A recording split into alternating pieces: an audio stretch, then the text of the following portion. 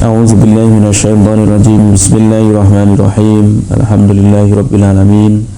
Allahumma shalli ala sayyidina wa maulana Muhammadin wa ala alihi wa sahbihi wa sallim ajma'in. Amma ba'du. Ikhwah wa akhwati rahimakumullah. Puji syukur alhamdulillahirabbil alamin. Senantiasa kita aturkan kepada Allah Subhanahu wa taala. Pada pagi hari ini kita bisa melaksanakan kajian seperti biasanya di pertemuan yang ke 158. Mudah-mudahan dengan pengkajian ini Allah semakin tambah ridho, menyempurnakan kenikmatannya kepada kita, sehingga kita bisa semakin hari, semakin waktu itu semakin menuju kepada hikmah, menuju kepada kewisdoman. Amin, Allahumma amin.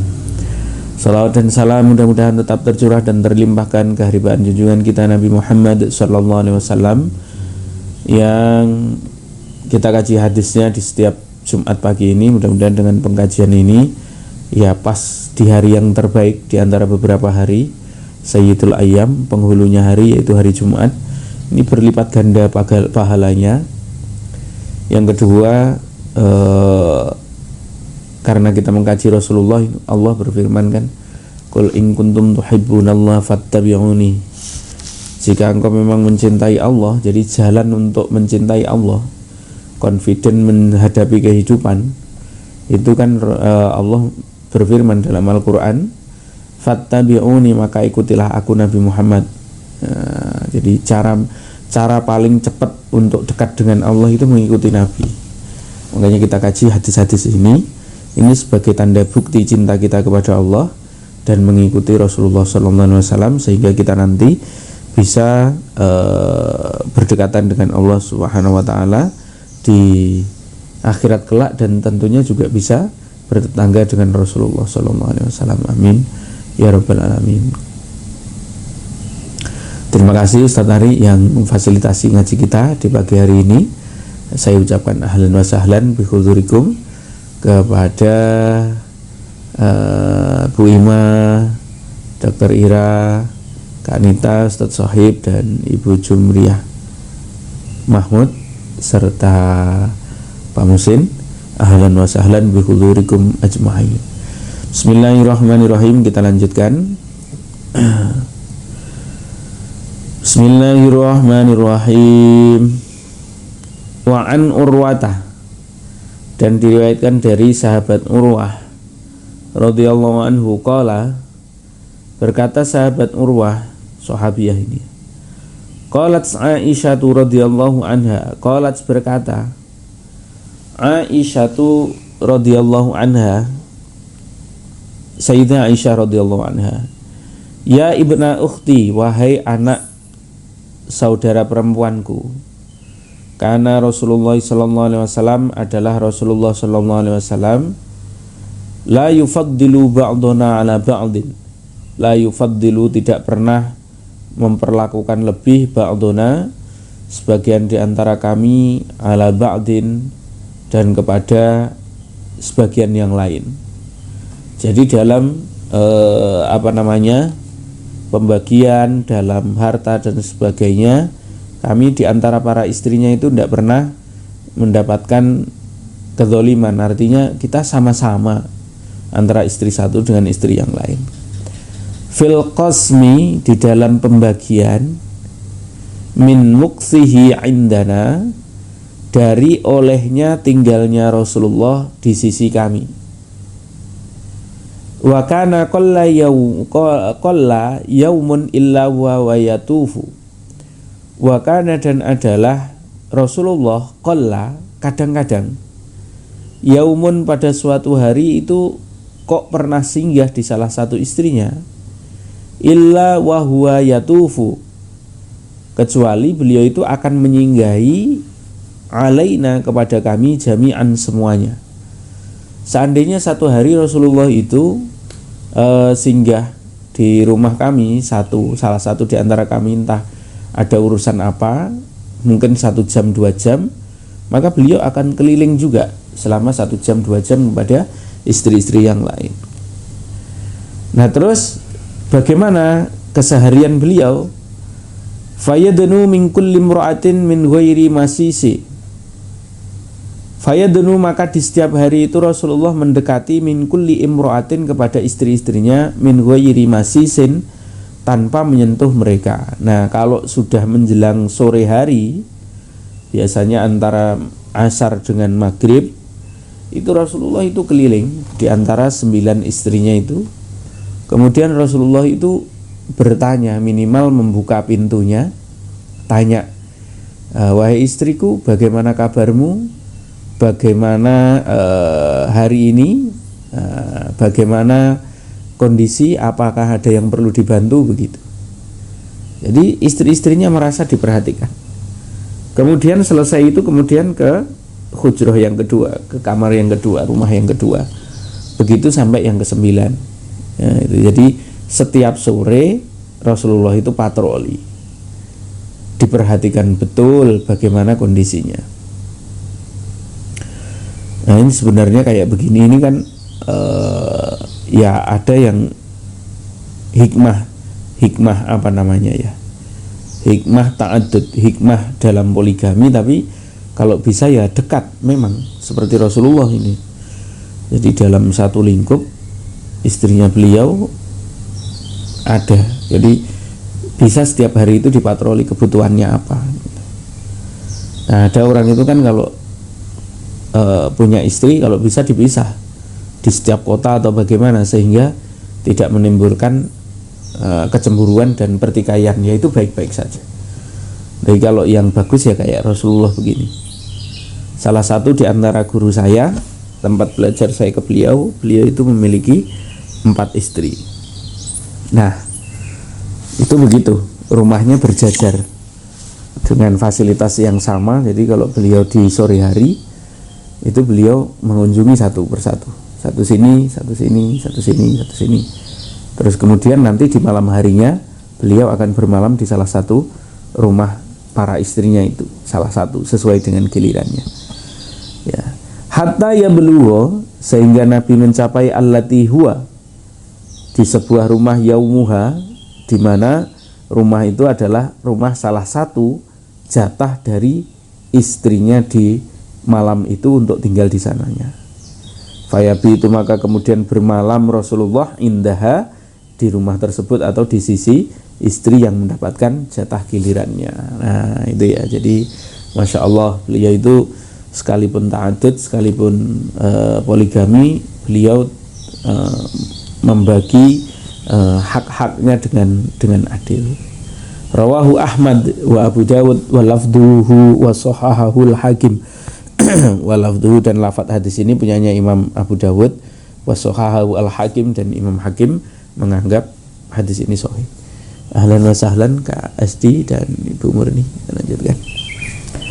Bismillahirrahmanirrahim. Wali Muslimin, dan diriwayatkan oleh Imam Muslim an Aisyah, dari Sayyidah Aisyah radhiyallahu anha, qalat, berkata Sayyidah Aisyah, karena adalah Rasulullah idza shalla, ketika sholat Rasulullah al-asr, sholat asar, daro, kemudian keliling Nabi ala nisaihi, kepada istri-istrinya, thumma yad'u minhunna, kemudian Nabi mendekat minhunna, dari mereka, artinya menanyakan kabar, melihat kondisi rumah dan sebagainya di sore hari tersebut sebelum menjelang malam, sehingga istrinya di malam hari itu ya minimal satu, rumahnya sudah terang, sudah bersih, kondisi badannya sehat, dan kemudian makanannya itu terjamin, sehingga dipastikan kondisinya aman gitu loh. Setiap hari seperti itu Rasulullah. Al-hadis, bacalah hadis ini dengan kesempurnaannya, hadis yang panjang. Kadang istri satu saja tidak ditanya, kita ini kan ya aneh. Dulu aja ketika masih ta'aruf, ketika masih jauh, bagaimana kabarmu? Istri dan sebagainya. Giliran sudah tinggal satu rumah, tidak malu sama Rasulullah itu. Rasulullah itu setiap sore itu sunnahnya begitu, nanya sama istrinya, bagaimana kondisi hari ini. Minimal ada 4 yang ditanya. 1, bagaimana kesehatanmu. 2, bagaimana perasaanmu hari ini. 3, bagaimana makananmu. Yang keempat, bagaimana kondisi rumahmu, kamarnya bagaimana, sudah bersih belum. Kalau belum bersih ya dibantu dulu atau bagaimana. Dan kadang laki-laki itu kalau sudah pulang kerja sore hari, maunya diservis saja. Nah, minta dibikinkan kopi, minta ya itulah umumnya, pada umumnya. Tapi yang keren itu kayak Rasulullah tanya, bagaimana badanmu sehat hari ini? Yang kedua, bagaimana kondisi hatimu, sudah nyaman menjelang sore ini? Yang ketiga, bagaimana makanannya untuk malam ini, ada makan malam apa belum? Dan terakhir ya bagaimana rumahnya sudah bersih semua belum, ayo tak bantu. Itu Rasulullah istrinya 9 saja bisa diurus, masa kita ini satu saja tidak bisa urus? Itu kalau di depan umum itu gayanya ngomong poligami, tidak keren sekali itu namanya. Jadi seperti itu ya. Bismillahirrahmanirrahim. Wa an Aisyah radhiyallahu anha anna Rasulullah sallallahu alaihi wasallam kana yas'alu fi maradhihi. Pada satu saat ketika Rasulullah itu dalam kondisi, kana adalah Rasulullah, yas'alu bertanya, fi maradhihi dalam sakitnya, allazi mata fi, di mana Rasulullah itu wafat di dalam sakit beliau tersebut, aina ana ghadan. Beliau itu ketika berkumpul dengan istri-istrinya, Rasulullah ketika mau wafat, besoknya mau wafat itu nanya, aina ana ghadan, aina di mana ana saya, ghadan besok. Yuridu di mana Rasulullah itu mengharapkan yauma Aisyata, untuk berharap seandainya besok itu adalah harinya Aisyah, padahal belum.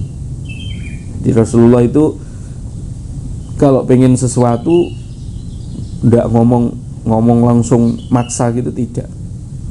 Satu waktu ketika Rasulullah itu sudah merasa bahwa ini ajal saya sudah dekat sekali, kemudian ngomong sama istri-istrinya, besok saya di mana ya, gitu bahasanya. Jadi istri-istrinya paham sebenarnya Rasulullah itu pengennya di rumahnya Aisyah. Nah, pengen di rumah Aisyah itu alasannya ada 3. Yang pertama itu bukan karena Aisyah yang paling gadis, itu tidak. Yang pertama adalah karena aqrabu baitan li Masjidin Nabawi, itu baitu Aisyah. Yang paling dekat dengan Masjid Nabawi itu adalah kamarnya Aisyah. Sehingga Rasulullah itu pengen di tempat Aisyah itu bukan hanya sekedar keinginannya, tapi memang yang paling dekat ke masjid itu adalah rumahnya Aisyah. Sehingga ketika Rasulullah nanti wafat, ngurus jenazahnya beliau itu tidak ribet, dekat dengan masjid. Yang kedua, kenapa kok pengen dekat dengan Aisyah? Inna amharohunna, yang paling mengerti tentang tadhizul janazah, ngurus jenazah dan sebagainya, itu yang paling mahir, yang paling alim di antara para istri-istrinya adalah Aisyah, Sayyidah Aisyah. Kepentingan yang kedua di situ, dekat masjid. Yang kedua, yang paling ngerti ilmu fikih, ngurus jenazah, cara mentalkin dan sebagainya adalah Aisyah. Yang ketiga, itu masih bukan karena Aisyah itu bukan Aisyah itu adalah dia pengen karena gadisnya yang paling muda, itu tidak. Inna min ba'di baiti Aisyata satu sawaru qabran makbaratan Nabi. Karena Rasulullah itu sudah menggambarkan bahwa setengah dari rumahnya Aisyah itu akan dijadikan kuburan untuk Rasulullah. Ini bayangkan, biar nanti tidak ribet, nguburkannya itu tidak ribet, sudah dekat masjid, terus kemudian kuburannya, jadi kamarnya Aisyah itu dibagi menjadi 2 kan, sebagian memang untuk istirahat, nah sebagian itu yang di Masjid Nabawi itu sebelah, posisi sebelah ujungnya itu kan untuk makamnya Rasulullah, itu kan dulu hujrahnya Aisyah kan. Nah terus kemudian Rasulullah biar dikuburkannya dekat di situ, makanya kan separuh dari hujrahnya Aisyah itu kan dekatan makbaroh dengan mihrab dengan raudhah, itu kan dekat-dekat di situ. Jadi di situ itu posisinya rumahnya Sayyidah Aisyah itu di situ kamarnya itu.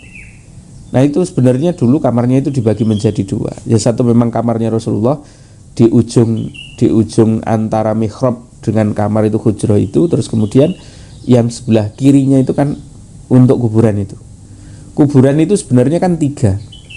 Kuburannya Rasulullah yang paling depan, terus agak di belakangnya itu rencananya Sayyidah Aisyah itu mohon, yang belakangnya itu adalah Abu Bakrin, yang terakhir itu Sayyidah Aisyah. Tapi ya karena fakih-fakihnya Sayyidah Aisyah, alimnya Sayyidah Aisyah, ternyata setelah wafatnya Abu Bakar itu Aisyah itu usianya masih panjang, tidak wafat-wafat. Yang wafat duluan adalah Umar bin Khattab. Kemudian Abdullah bin Umar itu diminta sama Umar bin Khattab ketika beliau itu menjelang naza, menjelang wafatnya, wahai anakku, tanyalah Sayyidah Aisyah, aku pengen tidur dengan dua sahabatku, saya pengen dikuburkan di hujrohnya Aisyah. Ini aneh Sayyidina Umar itu loh ya, minta kuburan keluarga yang diminta Sayyidah Aisyah. Ini menandakan Sayyidah Aisyah itu adalah samahatun nisa, wanita yang paling dermawan itu adalah Sayyidah Aisyah dari sahabiah, para sahabat Nabi. Dibuktikan apa? Kamarnya sendiri loh, yang dimakamkan di situ itu suaminya, kemudian bapaknya.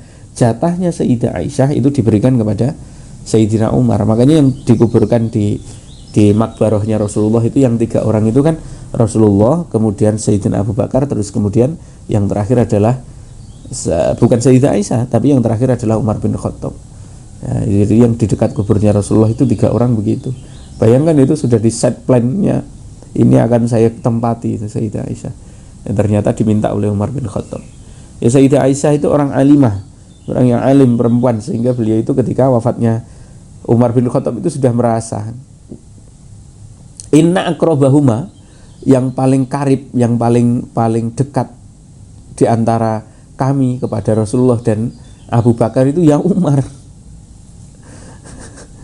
Wa ana ini min nisa'in nabi wa banati Abi Bakrin. Lah aku ini posisinya hanya istri, salah satu istrinya Nabi dan putrinya, salah satu putri dari putri-putrinya Abu Bakar. Maka saya memang tidak berhak untuk tidur, untuk dikuburkan di lokasi itu. Jadi lokasinya dipakai oleh Sayyidina Umar itu, Masya Allah ya. Itu samahahnya Sayyidah Aisyah. Kadang-kadang kan kalau kita membaca hadis seolah-olah Sayyidah Aisyah itu yang paling rewel, yang paling manja di antara para istri Nabi. Tapi ternyata ya afqahuhunna, yang paling faqih, yang paling alim, yang paling soleh, yang paling mengerti tentang ilmu-ilmu adab, yang paling dermawan itu adalah Sayyidah Aisyah. Gitu. Jadi dibuktikan seperti itu. Nah ini ya, jadi Rasulullah pengen dekat dengan Sayyidah Aisyah itu bukan semata-mata karena fisiknya saja, bukan semata-mata karena dia yang paling muda, paling gadis, itu tidak. Beda.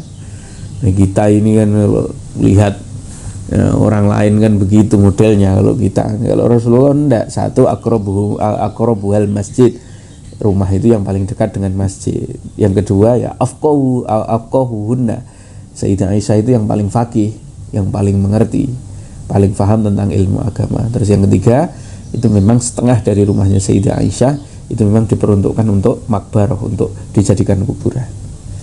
Fa'azina, maka kemudian memberikan izin para istri lahu kepada Nabi Muhammad aswajuhu, istri-istrinya Nabi, yakunu haitsu sya'a, yakunu mengabulkan haitsu sya'a, sebagaimana dikehendaki oleh Nabi. Fakana fi baiti Aisyah, fakana, maka adalah Nabi itu wafat fi baiti Aisyah, di rumahnya Sayyidah Aisyah. Muttafaqun alaih.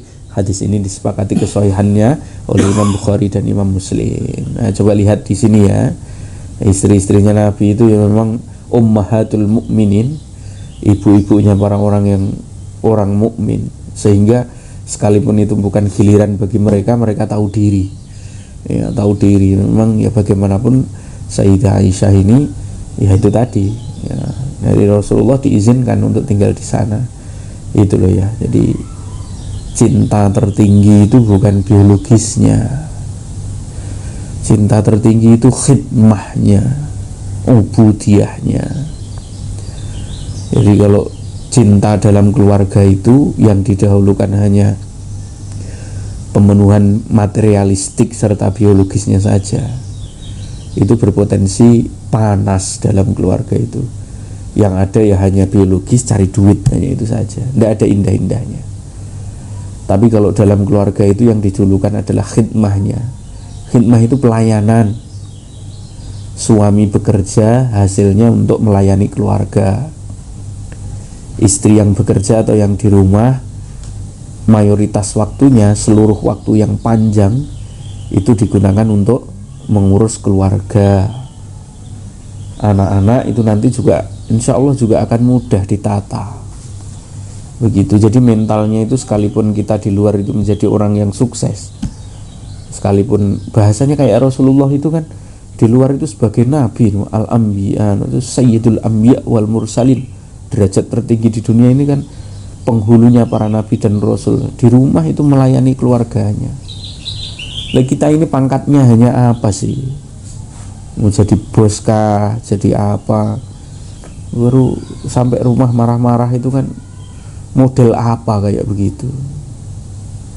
Ya, Sayyidah Aisyah itu qaidatul mukminat, panglimanya para orang beriman. Selain ibunya orang beriman, beliau itu juga qaidat, termasuk panglima. Nanti kan menjadi panglima perang Jamal beliau itu. Sri Kandinya itu. Keren-kerennya orang itu Sayyidah Aisyah.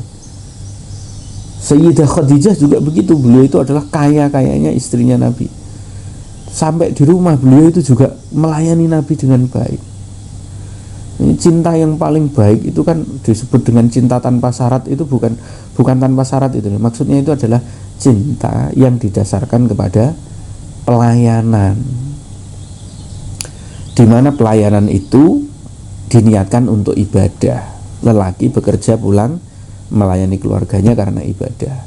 Istri di rumah mendidik anak-anak, atau kalaupun bekerja setelah pulang bekerja ya jangan bilang capek, memang tidak wajib kerja perempuan itu.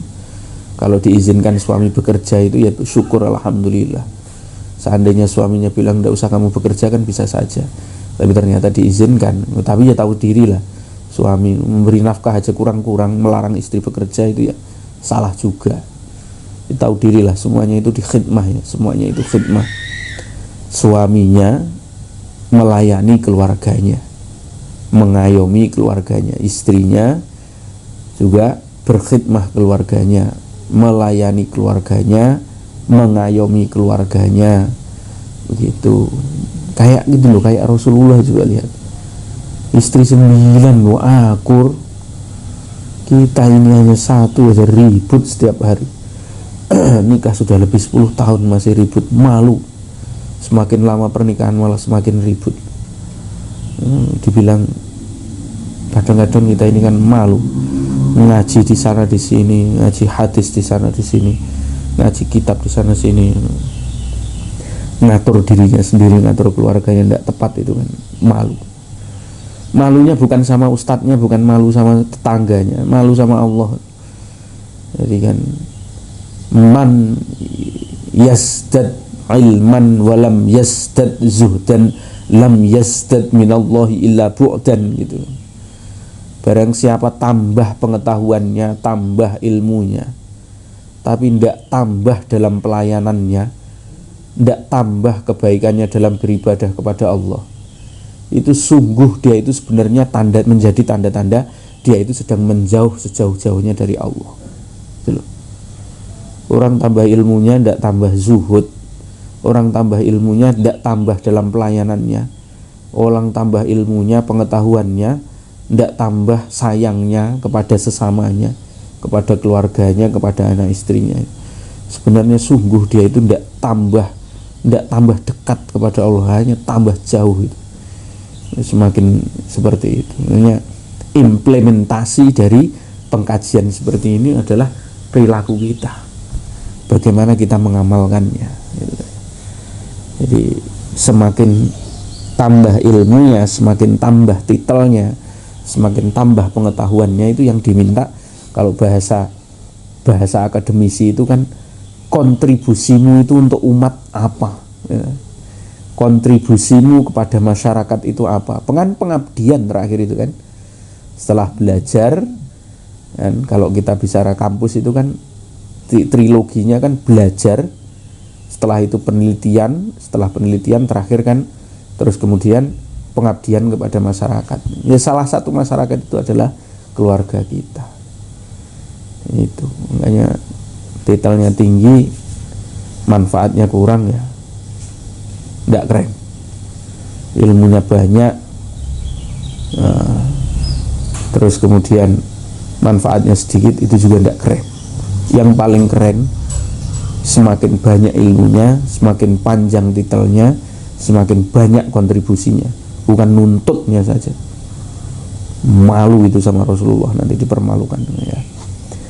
Jadi barang siapa bertambah keilmuannya, bertambah pengetahuannya, hendaknya dia bertambah dalam kasih sayangnya, bertambah dalam samahnya, dalam kelonggaran hatinya, dan bertambah dalam khidmahnya.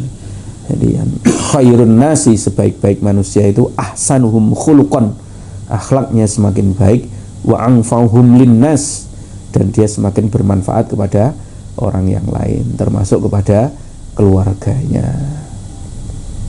Wa anha, dan diriwayatkan dari Sayyidah Aisyah radhiyallahu anha, qalat, karena Rasulullah adalah Rasulullah sallallahu alaihi wasallam idza arada, ketika menginginkan safaron, melakukan perjalanan, aqra'a, maka Nabi membagi aqra'a, mengundi baina nisaihi, di antara istri-istrinya, fa ayyatuhunna kharaja, maka di mana di antara istri itu keluar, sahmuha, bagiannya, kharaja, maka keluarlah Rasulullah biha, dengan istri tersebut, ma'ahu, menyertai Rasulullah dalam perjalanannya. Perjalanan lebih dari 80 kilo atau perjalanan lebih dari 3 hari, tidak pernah Rasulullah itu tidak membawa salah satu istrinya untuk menjaga semuanya. Nah, kita itu semakin alasannya apa ya, semakin jauh dengan keluarga semakin happy. Nah, tidak diganggu anak, tidak diganggu istri. Nah, itu yang horor itu. Dilatih betul-betul. Rasulullah itu caranya begitu. Satu-satunya untuk meredam dosa itu ya membawa pasangan hidup. Ya, jadi kalau perjalanan lebih dari 80 kilo, jadi salah sufarosikho, 3 farsah, itu 80 kilo lebih. Atau salah sati ayyamin, seandainya pendek, dekat, hanya keluar kota, seumpama dari Makassar ke Jeneponto, dari Makassar ke Goa, Makassar ke ke Maros atau bagaimana, kok bermalam lebih dari 3 hari, membawa itu istrinya kayak Rasulullah gitu ya. Nah, itu biar lebih menjaga diri. Muttafaqun alaih, hadis ini sahih, diriwayatkan oleh Imam Bukhari dan Imam Muslim. Wa an Abdullah bin Zam'ah, dan diriwayatkan dari Abdullah bin Zam'ah radhiyallahu anhu, qala Rasulullah sallallahu alaihi wasallam, la yajlidu ahadukum, jangan sampai salah satu di antara kalian memukul imra'atahu, istrinya, jaldal abidi, seperti pukulannya seseorang kepada hamba sahayanya. Rawahul Bukhari, hadis ini diriwayatkan oleh Imam Bukhari.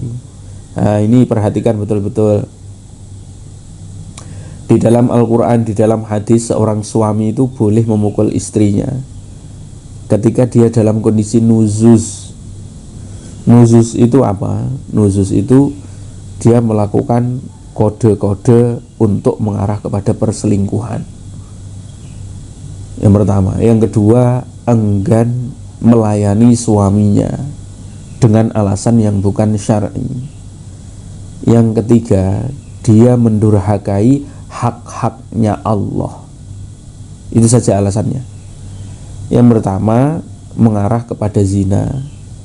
Yang kedua, tidak memenuhi hak-haknya kepada suami dan keluarga. Yang nomor tiga, dia mendurhakai perintahnya Allah. Contohnya sudah tidak mau sholat. Itu kalau tidak mau sholat, yang pertama caranya bagaimana, ditegur. Kalau tidak mau ditegur, terus kemudian dia disuruh tidur sendiri di kamar yang lain, gitu kan.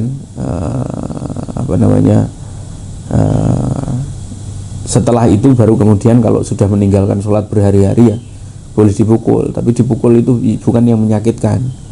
Kalau isarohnya Nabi Ayub itu menggunakan lidi atau menggunakan hanya sekilah ini kayak tongkat atau bagaimana gitu.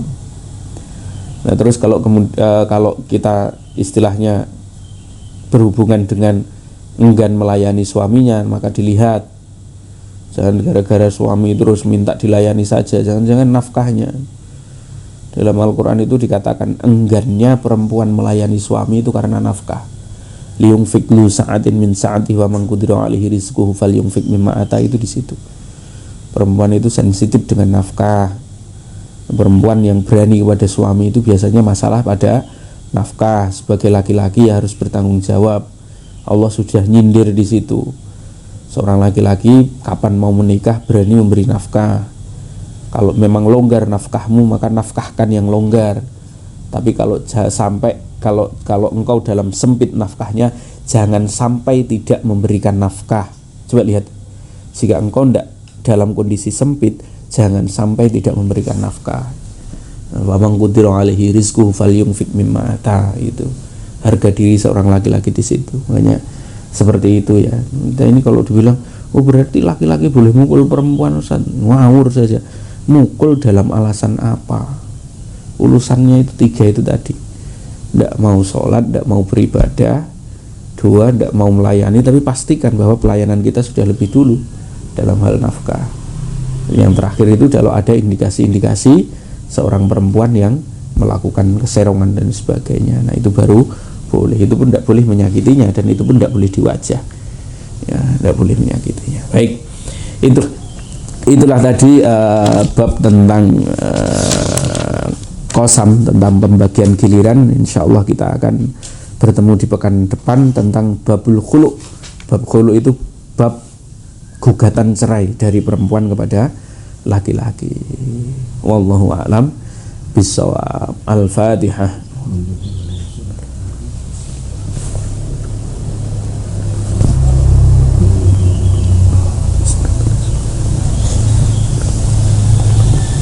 Subhanakallahumma wa bihamdika asyhadu an la ilaha illa anta astaghfiruka wa atubu ilaik. Wal 'afu minkum. Assalamualaikum warahmatullahi wabarakatuh.